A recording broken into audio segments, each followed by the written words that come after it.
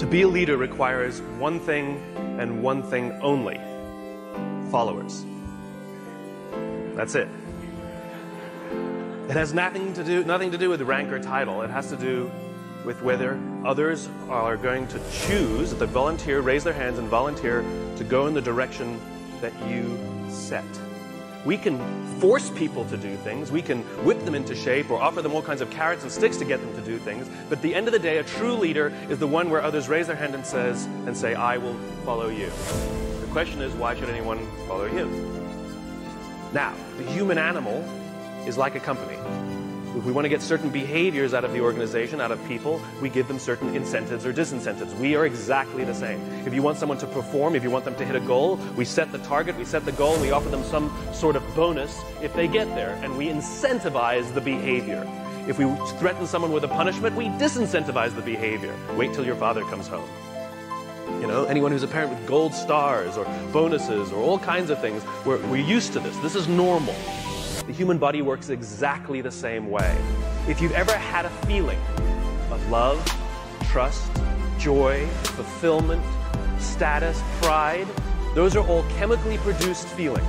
They're chemically produced incentives trying to get us, the human body's trying to get us to do certain things to get us to cooperate. Tangible matters. We can only see the things we have words for, right? And this is why the leader must provide a clear vision. Why are we doing this? Why are we in business in the first place? What is the point of growing the company that you're growing? Everybody talks about, what's your growth? What's the point of the growth? In other words, you have a company. Why do you have that company? What is the value your company is offering to others? And what do you want your company to leave behind when you're gone? There has to be a purpose for why your company exists beyond the things you make, beyond the things you do, beyond the money you make. You had the purpose when you founded the company, otherwise you wouldn't have taken the crazy risk to start it with the overwhelming chance of failure.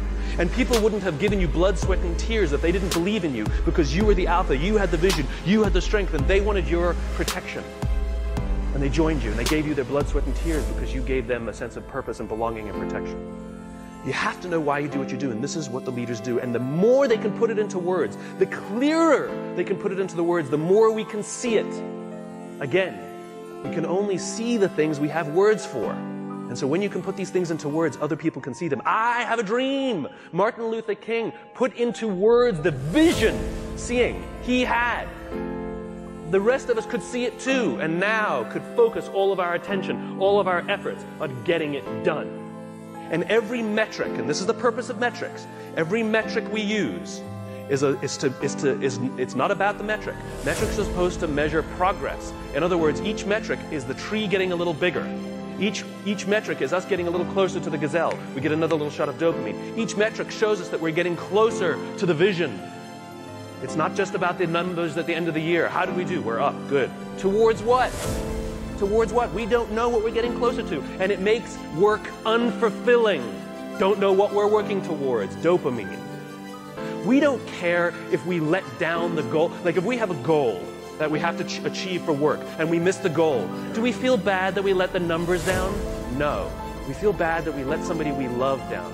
We feel bad that we let down our boss, we let down our parents, we let down our coach, we let down our drill instructor. We feel bad when we let down a human being. Accountability is never to a number. Accountability is to a person. And if there is no relationship with the person who's supposed to look after us and the person we're supposed to be working for, then we don't feel accountable. And this is where leadership becomes really, really important. You see, when we give selflessly to those in our tribe, offering them protection, because that's all anybody wants at work. They want to feel safe, comfortable, protected. Think about it as a parent. You know, back in those days, there were no countries, there were no corporations, there were no companies. They didn't exist. There's only one thing that pre-existed all of those things. The family. That's all we had. Each other. Think about it. What do we say to our children? You don't get to choose your children. Some of them are funny looking. Some of them not that smart. Okay? Those are the kids you got. Sorry. You get to pick your employees, but you don't get to pick your children, and yet it doesn't matter who your kids are, whether they're the best looking or not, whether they're the smartest or not, whether they're strongest or not. You give them undying love. And you don't point out their weaknesses if you're a good parent. You point out their strengths if you're a good parent. You encourage them to do the things that they're good at. And you hold them up, and sometimes you let them fail and learn for themselves, and sometimes you discipline them, and sometimes you prop them up, and sometimes you push them, and sometimes you let them go. And more than anything else, all we want for our children is to achieve more than we could have achieved. And we will do that by providing them support, a feeling of safety, a feeling of protection.